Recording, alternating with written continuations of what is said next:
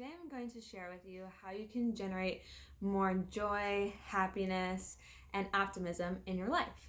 So 40% of our happiness comes from our behavior or our thoughts and our actions. And that's a really encouraging statement that you have control to rewire your brain to be happier. So how do you do that? Well, there's some researchers have shown cognitive behavioral therapy is a way you can rewire the brain. So it's a way to pay attention to the negative thought patterns that you're having and then interrupt them by finding a way to look for the positive in a given situation. So the optimism equation was deemed by researcher Albert Ellis, and it's the simple fact that optimism can be learned, okay? And there's this optimism equation that he put together that's really applicable, and I wanted to share it with you as a tool that you can use when you find yourself leaning more towards pessimism or a pessimistic mindset.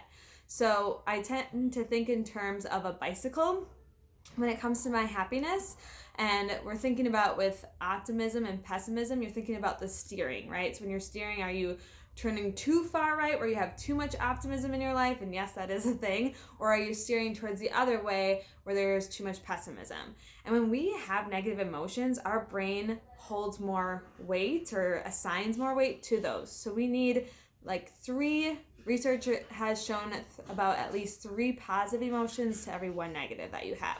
So back to the optimism equation. What does that look like? So there's these placeholders that he uses as letters. So A, B, C is the learn part of the equation. And the second part of the equation is the practice. D, D, E. Okay?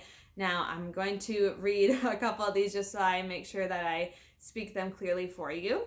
So the first part of the equation, first 3 letters, is to help us understand that inner dialogue so we can begin noticing our explanatory style. Is it more towards that optimism or is it more towards the pessimism? So A stands for activating agent. It's any experience that triggers emotion and starts a negative train of thought. Okay?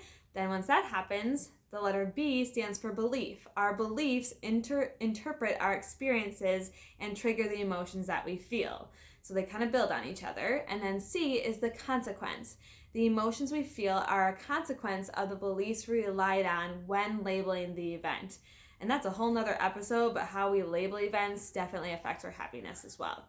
So if we just focus on that part of the equation, it would be very hard to find optimism in our lives because we have this triggered emotion and thought, and then there's this consequence that we're focusing on that belief that's not serving us. So we need the second part of the equation, DDE. This helps us practice new techniques for achieving optimism. Whether we are learning to swim or run a marathon, we cannot improve our skills without practice. The same is true when breaking these thought patterns, these negative thought patterns. So D is distract. Knowing how to distract our brain can help us interrupt vicious cycles of thought. So that can look like many different ways. Meditate, shift your attention, write your thoughts down in journaling are just a few to name.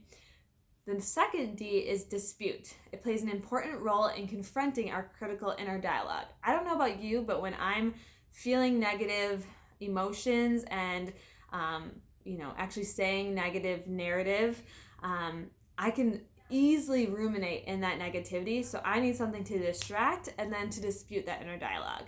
And then E is the effect of that. So notice the effect of changing a negative statement to a positive one. Take note of how your feelings shift when you dispute a pessimistic thought. Okay? So having that A, B, C plus the D, D, E gets us to O, optimism. Okay? So that's the equation. And then I just want to give you an example of what this looks like at play. Okay? So just an example. So A, activating agent. I don't have time to work out and therefore do not go to the gym consistently. Since I had that triggered thought, my belief is I am a failure for not prioritizing my health. And because I have that belief, the consequence is I feel tired all the time, lack confidence, and am a poor role model. That feels icky. Let's get the second half of the equation so we can feel a little bit more optimistic, right? So D, I've been really stressed out about this. So I took time to start a gratitude journal to achieve a more positive mindset. I'm disputing that was a distract technique. Now I'm disputing the inner dialogue that I had that I'm a failure. And now I'm saying if I focus my energy on something positive, I can build a solution on how to schedule working out in my daily routine.